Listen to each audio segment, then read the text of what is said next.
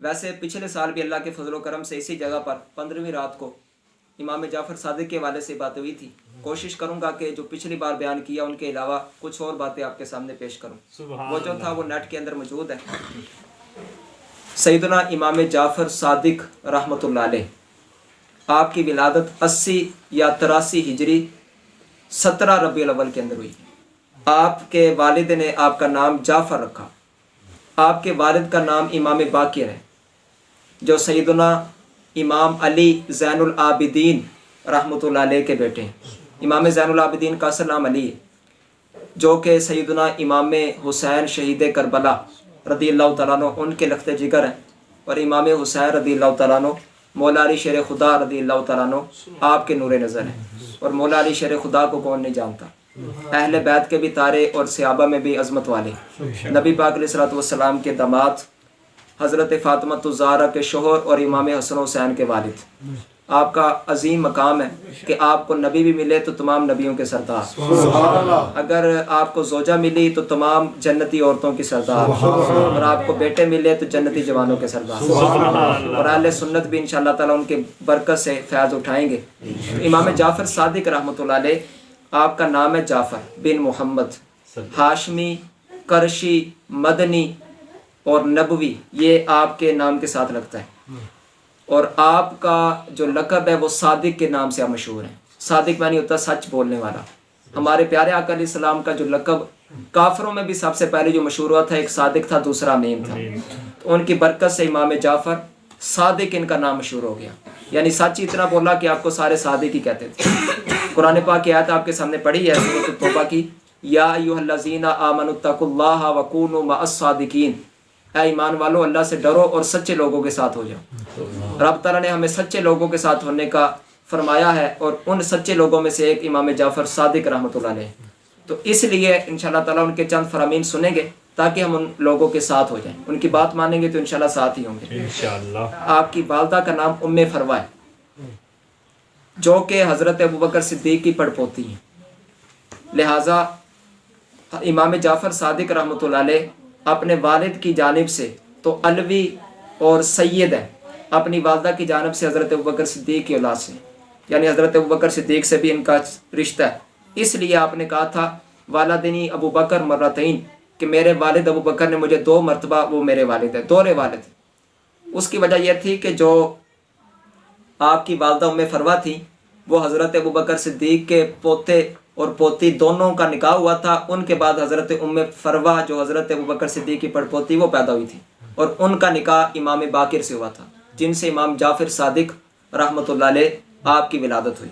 آپ کا مقام مرتبہ عظیم ہے. آپ کے جو شاگرد ہیں ان میں سے ایک امام اعظم ابو حنیفہ ہیں، دوسرے امام مالک رحمۃ اللہ علیہ ہیں، ایک حضرت سفیان بن عیینہ ہے، حضرت سفیان ثوری. یہ بڑے بڑے امام جو ائمہ گزرے، حدیث کے، فقہ کے امام ہیں، وہ آپ کے شاگردوں میں سے ہیں. آپ کے اپنے بیٹے امام موسیٰ کاظم بھی آپ سے پڑھے ہیں. دوسرا یہ کہ آپ نے صحابہ کا دیدار کیا ہے، اس لیے آپ تابعی ہیں. حضرت انس بن مالک حضور کے خادم، 10 سال حضور کی خدمت میں رہے. حضرت انس بن مالک کی بھی انہوں نے زیارت کی ہے، ان کی صحبت اٹھائی ہے. اور حضرت سہل بن سعد الساعدی رضی اللہ تعالیٰ عنہ، ان کی بھی زیارت کی ہے، ان کا بھی فیض پایا ہے. اس اعتبار سے امام جعفر صادق تابعی بزرگ ہیں. یعنی ان کا ایک بڑا مقام ہے کہ نبی پاک علیہ الصلوۃ والسلام نے فرمایا کہ خوشخبری ہے اس کے لیے جس نے مجھے دیکھا یا مجھے دیکھنے والے کو دیکھا. تو نبی پاک علیہ السلام کے دیکھنے والے کو امام جعفر صادق نے دیکھا ہے. آپ کے علم کا مقام و مرتبہ کیا ہے، ان میں سے 2 باتیں آپ کے سامنے عرض کرنی ہے. کہ امام اعظم ابو حنیفہ سے پوچھا گیا کہ سب سے بڑھ کر فقیہ، سمجھدار اور علم والا آپ نے کس کو دیکھا؟ تو امام اعظم ابو حنیفہ 150 ہجری میں فوت ہوئے. آپ کیا فرماتے؟ آپ نے فرمایا کہ ما رأیت احدا افقہ من جعفر بن محمد، کہ میں نے امام جعفر سے بڑھ کر کسی کو بھی زیادہ علم والا نہیں دیکھا. سب سے بڑھ کر امام اعظم ابو حنیفہ رحمۃ اللہ علیہ، انہوں نے اگر کسی کو علم والا پایا ہے تو وہ حضرت سیدنا امام جعفر صادق رحمۃ اللہ علیہ. دوسری بات یہ ہے کہ خود امام جعفر صادق کیا فرمایا کرتے؟ آپ فرماتے سلونی قبل ان تفقدونی، تم مجھ سے پوچھ لو اس سے پہلے کہ تمہیں میں نظر نہ ہوں، یعنی میں دنیا سے چلا جاؤں اس سے پہلے مجھ سے پوچھ لو. کیوں؟ فرمایا لا یحدثکم احد بعدی بمثل حدیثی، فرمایا پھر میرے جیسی حدیثیں، میری جیسی باتیں تمہیں کسی اور سے سننے کو نہیں ملیں گی. میں جو تمہیں بتاتا ہوں اس طرح کی باتیں اور کوئی نہیں بتائے گا. لہٰذا میرے غائب ہونے سے پہلے پہلے دنیا سے تمہارے سامنے اوجل ہونے سے پہلے پہلے مجھ سے جو پوچھنا ہے پوچھ لو. یہ آپ کے علم کی دلیل ہے، یہ آپ کی عظمت کی دلیل ہے. یہ تو ہو گیا امام جعفر صادق رحمۃ اللہ علیہ آپ کا مختصر تعارف. جو اللہ کے نیک بندے ہوتے ہیں ان کو کرامات بھی بڑی ملتی ہیں، کرامات بھی آپ کی بڑی ہیں. لیکن اب دوسرے حصے کی طرف آئیے کہ آپ کے چند فرامین آپ کے سامنے پیش کرنے، اس نیت سے کہ رب تعالیٰ مجھے بھی اور آپ سب کو بھی ان میں جو عمل والی باتیں ان پر عمل کی توفیق عطا فرمائے. سب سے پہلے اسی آیت کی تفسیر میں ہی یا ایھا الذین آمنوا اتقوا اللہ وکونوا مع الصادقین، یہاں پر امام غزالی نے بھی اس کو بیان کیا ہے احیاء العلوم میں کہ امام جعفر صادق رحمۃ اللہ علیہ آپ فرماتے ہیں کہ 5 طرح کے آدمیوں کی صحبت اختیار نہ کرنا. ایک ہے کسی سے ویسے دعا سلام ہو گئی گزرتے ہوئے یا ویسے گزرتے ہو جاتی ہے. ایک ہے صحبت اختیار کرنا، دوستی بنانا، اس کے پاس بیٹھنا.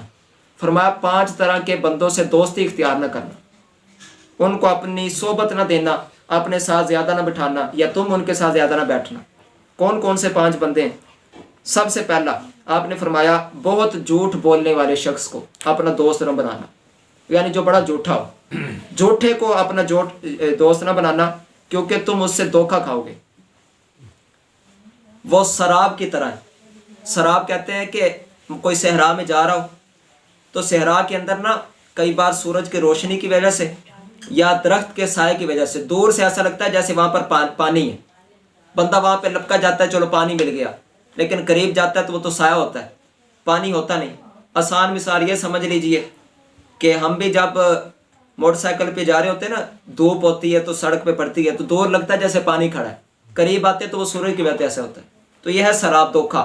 فرمائے وہ سراب کی طرح دھوکہ ہے کہ تم تو سمجھو کہ شاید مجھے اس سے فائدہ ہوگا، لیکن وہ دھوکہ ہوگا اور تمہیں نقصان ہی ہوگا، فائدہ نہیں ہوگا.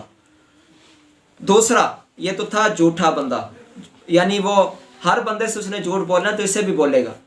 یہ نہ سمجھے کہ میرا دوست ہے تو مجھے بڑا اعتماد ہے. ہو سکتا ہے کہ کئی موقع پر وہ اعتماد جتا دے اور بندہ سمجھے کہ نہیں یہ بڑا با اعتماد ہے، لیکن جب اس کی اپنی باری آئے گی تو اس نے دھوکہ دینا ہی، اس نے جھوٹ بولنا ہی، کیونکہ جو عادت ہے وہ چھوڑتی نہیں. دوسرا آپ نے فرمایا کہ بیوقوف آدمی کو بھی اپنا دوست نہ بنانا.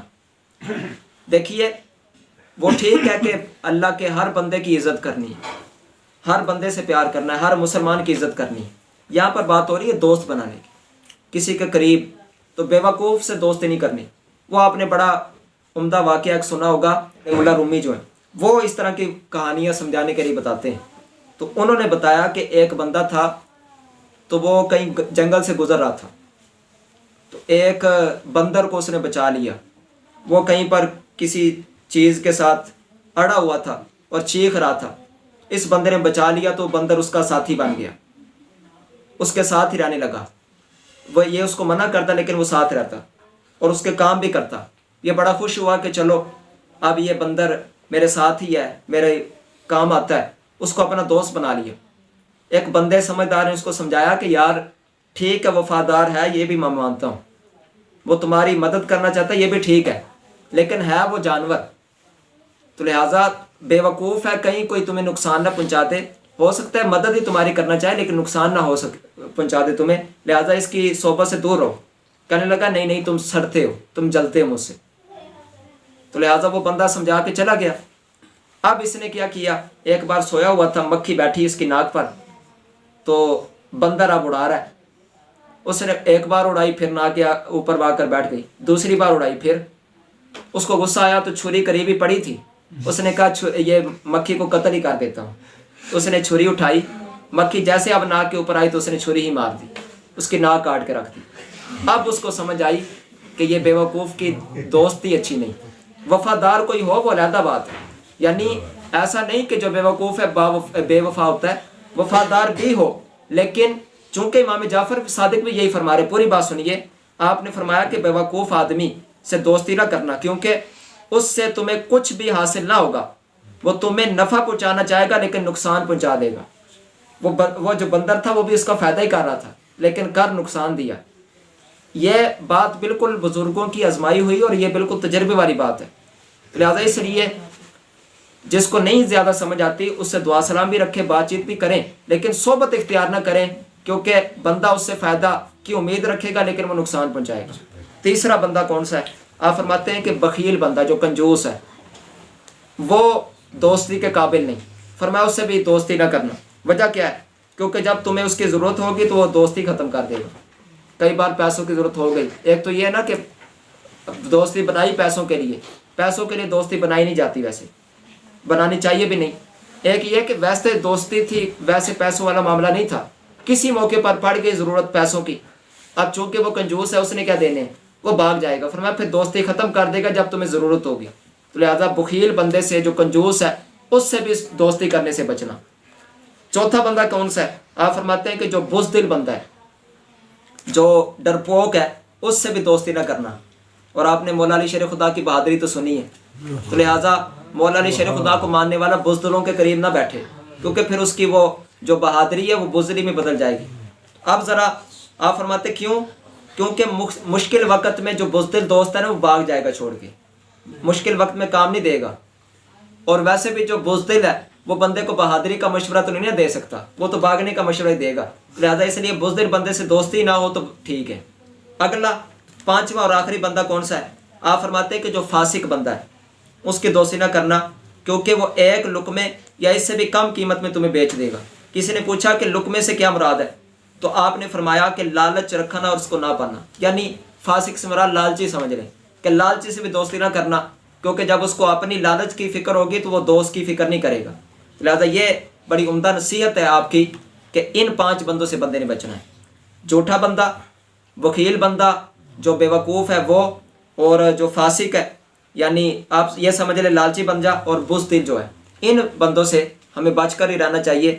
یعنی بچنے سے مراد یہ ہے کہ سلام دعا تو کرنی ہے مسلمان ہونے کے ناطے، ہاں صحبت دوستی سے بچنا ہے. اگلی چند باتیں آپ کے سامنے عرض کرتا ہوں، آپ کے فرامین میں سے بڑی خوب باتیں. ان میں سے ایک آپ کا فرمان یہ ہے کہ اللہ تمہیں کسی نعمت سے نوازے تو تم اس پر اگر یہ چاہو کہ یہ نعمت مجھ سے نہ جائے. بندہ تھوڑا سا غور کرے کہ مجھ پر کون سی اللہ کی نعمت ہے. فرمایا جو اللہ اس کو پر نعمت عطا کرے اس کو، اگر وہ یہ چاہے کہ یہ نعمت مجھ سے نہ جائے، یہ ہمیشہ رہے میرے پاس، فرمایا پھر اس کو یہ چاہیے کہ زیادہ سے زیادہ اس پر اللہ کا شکر کرے. قرآن پاک میں بھی اللہ کا فرمان ہے نا، لَئِن شَكَرْتُمْ لَأَزِيدَنَّكُمْ، اگر تم میرا شکر ادا کرو گے میں تمہیں زیادہ دوں گا. لہٰذا فرمایا کہ اگر کوئی یہ چاہے کہ میرے اوپر یہ نعمت آ گئی ہے نا، اب یہ جائے نا، اب یہ میرے پاس رہے. کوئی بھی نعمت ہو سکتی ہے، کوئی اچھا ہنر، کوئی اچھا دوست، کوئی بھی اچھی چیز جو یہ نعمت مانتا ہے. فرمایا اگر وہ یہ چاہتا ہے کہ یہ جائے نہ، ویسے تو آنکھیں، کان، اعضاء، یہ بندے کا جسم، یہ بھی نعمت ہی ہے. تو اگر بندہ چاہتا ہے یہ ٹھیک رہے تو پھر ان کا شکر ادا کرے. ہر چیز کے شکر ادا کرنے کے اپنے تقاضے ہیں. تو لہٰذا دوسری بات آپ فرماتے ہیں اگر تمہیں رزق میں تاخیر محسوس ہو، تمہیں ایسا لگے کہ میں کوشش کرتا ہوں لیکن رزق نہیں آ رہا، رزق میں تنگی ہو رہی ہے، میں اپنی کوشش کر رہا ہوں لیکن تنگ دستی ہے، فرمایا اگر ایسی کوئی تمہارے ساتھ صورتحال بن جائے تو پھر استغفار کی کثرت کرو. یعنی اللہ کی بارگاہ میں معافی مانگتے رہو، استغفر اللہ پڑھو، بار بار استغفر اللہ پڑھتے رہو. اگلی آپ کی نصیحت یہ ہے، آپ کا فرمان یہ ہے کہ اللہ پاک نے دنیا کو حکم فرمایا کہ اے دنیا، جو بندہ میری عبادت کرے تو اس کی خدمت کر، اور جو تیری خدمت کرے تو اس کو تھکا دے. یہ دنیا کو اللہ نے فرما دی ہے کہ جو تو میری بات مانے تم اس کی بات مانو، اس کے پیچھے چلو، اور جو میری اطاعت سے منہ موڑے پھر اس کو تھکا دے. دیکھیے جو دنیا دار ہیں جتنی بھی کوشش کر لیں فکر مند پھر بھی رہتے ہیں. مثال ویسے دینے لگا ہوں کہ ہر سال ہی ووٹ مانگنے والوں کو فکر ہوتی ہے کہ مجھے ووٹ مل جائے، ہر سال ہی کرسی کی فکر ہے، حالانکہ اتنا تو کما لیا انہوں نے، لیکن یہ لالچ، یہ چیز ختم نہیں نہ ہوئی. تھک گئے ہیں، بوڑھے ہو جاتے ہیں. یعنی اب دیکھیے تو صحیح، کئیوں کی عمریں کہاں تک پہنچ گئیں لیکن وہ ان کاموں سے پیچھے نہیں نہ ہٹ رہے، ان کو فرصت نہیں نہ مل رہی. وجہ یہ ہے کہ دنیا نے ان کو تھکا دی ہے. وہ بیچارے اب دنیا سے نکل ہی نہیں پا رہے. کیوں؟ کیونکہ انہوں نے اللہ کی فرمان برداری سے منہ موڑ کر دنیا کے پیچھے بھاگے، تو اس لیے وہ تھک گئے ہیں لیکن ان کا مسئلہ حل ہوا نہیں. اگلا آپ کا فرمان یہ ہے کہ اللہ پاک نے سود کو کیوں حرام کیا، اس کی حکمت آپ بیان کر رہے ہیں. سود حرام ہے. ویسے تو جو چیز اللہ نے حرام کر دی حکمت نہ بھی پتہ ہو ہم نے وہ ماننی ہے، لیکن آپ حکمت بتاتے ہیں، حکمت کے ذریعے بندے کا دل اور زیادہ مطمئن ہو جاتا ہے، تسلی مل جاتی ہے۔ آپ نے فرمایا کہ رب تعالیٰ نے سود کو اس لیے حرام کیا ہے کہ لوگ کہیں بلائی کرنے سے رک نہ جائیں۔ دیکھیے سود کا معنی یہ ہوتا ہے، ایک اس کا یہ معنی ہے کہ کسی کو قرضہ دیا اور کہا کہ یہ میں تمہیں 20,000 دے رہا ہوں، فلاں تاریخ ہماری طے ہے، اس تاریخ کو تم نے مجھے 30,000 واپس کرنا ہے، یہ 10,000 زیادہ اس نے لیا۔ جو سود کا عادی بن گیا سود لینے کا، وہ کسی کے ساتھ بلائی کیسے کرے گا؟ وہ تو ہر وقت یہ چاہے گا کہ میں اگر کسی کے ساتھ کچھ کسی کو دوں تو مجھے اس کا پرافٹ ملے، فائدہ ملے، پھر بلائی نہیں ہوگی۔ تو یہ حکمت بتا رہے ہیں کہ رب تعالیٰ نے سود کو حرام کر دیا تاکہ لوگ ایک دوسرے کے ساتھ بلائی کرتے رہیں۔ اگر کسی کو قرض دیں تو اللہ کی رضا کے لیے اتنا ہی واپس لے لیں تو اس کو ثواب ملے گا۔ بلکہ ایک فرمان ہے نبی پاک علیہ السلام کا کہ میں نے جنت کے دروازے پر لکھا ہوا پایا کہ رب تعالیٰ صدقے کا ثواب 10 گنا اور اگر کسی کو قرضہ دے تو اس کا ثواب 18 گنا عطا فرماتا ہے۔ کیوں؟ فرمایا اس لیے کہ صدقہ تو اس نے اپنی مرضی سے کیا ہے، لیکن قرضہ اگلے کو اس کی ضرورت تھی، اس نے اس کی ضرورت کو پورا کیا، تو اس نے بندے کی ضرورت کو پورا کیا اس لیے اس کا ثواب زیادہ ہے۔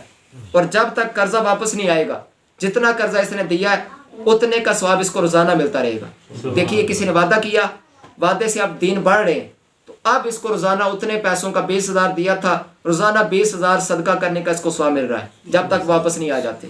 تو یہ ایک عظیم فضیلت ہے، اس کو بھی سمجھیے۔ قرضہ دینا چاہیے لیکن آج کل اعتماد ہی کوئی نہیں، رب تعالیٰ یہ بھی عطا فرما دے۔ دیکھیے کئی بار ضرورت پڑ جاتی ہے لیکن پریشان، لینے والا پریشان ہو رہا ہے کہ مجھے کسی سے اب ملنا نہیں، اور دینے والا پریشان ہو رہا ہے کہ میں دوں گا پتہ نہیں واپس ملنا ہے کہ نہیں۔ تو لہٰذا ان سب کا حل یہ ہے کہ ہم اعتماد پیدا کر لیں، دینے والا بھی راضی، لینے والا بھی راضی۔ رب تعالیٰ ہمیں اس کی بھی توفیق عطا کرے۔ آپ نے فرمایا کہ پرہیزگاری سے افضل کوئی زیادہ راہ نہیں، پرہیزگاری سے اچھا کوئی بندے کے ساتھ سامان نہیں جو بندہ اپنے ساتھ رکھے۔ مزید کہتے ہیں خاموشی سے بہتر کوئی چیز نہیں، اور جہالت سے بڑھ کر نقصان دہ دشمن کوئی نہیں، اور جھوٹ سے بڑی کوئی بیماری نہیں۔ امام جعفر صادق نے فرمایا اور امام ذہبی نے اس کو لکھ کر فرمایا ہے کہ یہ آپ سے تواتر سے ثابت ہے، یعنی اس میں شک کی گنجائش نہیں۔ یہ جو فرمان ہے وہ کون سا فرمان ہے آپ کا؟ آپ فرماتے ہیں باری اللہ ممن تبرع من ابی بکر و عمر، کہ جو حضرت ابو بکر اور عمر سے بیزاری کا اظہار کرے، تبرع کرے، تو رب تعالیٰ بھی اس سے بری ہے، رب تعالیٰ کو بھی ان کی کوئی فکر نہیں، رب تعالیٰ اس طرح کے عقیدے سے محفوظ رکھے۔ تو لہٰذا یہ امام جعفر صادق کی تو اصل سوچ یہ ہے۔ آپ فقہ جعفری تو نام بندہ لے لیکن فرمین نہ مانے، تو فقہ جعفری کے اندر یہ فرمان بھی شامل کر لیں تو ہو سکتا ہے کہ سارے سنی بن جائیں۔ اب آپ کا آخری فرمان جو ہے وہ آپ کے سامنے یہ عرض کرنا بڑا اہم مسئلہ ہے، اور اللہ کا شکر ہے دیہاتوں میں پھر بھی کچھ فرق ہے، لیکن شہروں میں بڑی پریشانی ہے۔ یہ طلاق کے حوالے سے مسئلہ ہے اور آپ سب نے غور کرنا ہے۔ سب سے پہلے تو آپ سے یہ پوچھا گیا، کسی نے پوچھا کہ انا قومن یزعمون ان من طلق ثلاثا بجہالۃ رد الی السنہ، کہتے ہیں کہ یہ ہم نے سنا ہے کچھ لوگ یہ سوچتے ہیں کہ اگر کسی بندے نے اپنی بیوی کو 3 طلاقیں دے دیں، جہالت کی وجہ سے اس کو پتہ نہیں تھا کہ 3 اکٹھی نہیں دیتے، اس نے جہالت کی وجہ سے دے دیں، تو پھر سنت کی طلاق سنت کی طرف پھیرا جائے گا، تو ایک ہی سمجھا جائے گا، 3 نہیں سمجھے جائیں گی۔ کچھ لوگ یہ کہتے ہیں یرونہ انکم، اور کہتے ہیں کہ آپ نے یہی بتایا ہے مسئلہ۔ امام جعفر صادق نے کیا جواب دیا؟ قال معاذ اللہ، آپ نے کیا؟ اللہ معاف کرے، ما ھذا من قولنا، فرمایا ہم نے اس طرح کی کوئی بات نہیں کی۔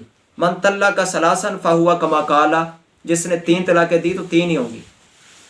بڑی اہم بات آپ کے سامنے عرض کرنی ہے۔ ہمارے استاد صاحب بہت سارے جو تان کے اندر بہت ساری مساجد کے اندر ہیں، یا جو مفتی صاحب ہیں جن سے فتوے پوچھے جاتے ہیں، وہ کہتے ہیں کہ ہمارے پاس زیادہ مسئلے پوچھنے والے طلاق کے آتے ہیں، اور یعنی یہ سارے زیادہ ہوتے ہیں۔ وجہ کیا ہے؟ ایک تو یہ ہے کہ پہلے علم نہیں ہوتا طلاق کے حوالے سے، حالانکہ اسلام کی بڑی عمدہ تعلیم ہے، مذاق کے علاوہ آپ نے پہلے نہیں سنا ہوگا یہ والی تعلیم، طلاق کے حوالے سے اسلام کی عمدہ تعلیم ہے۔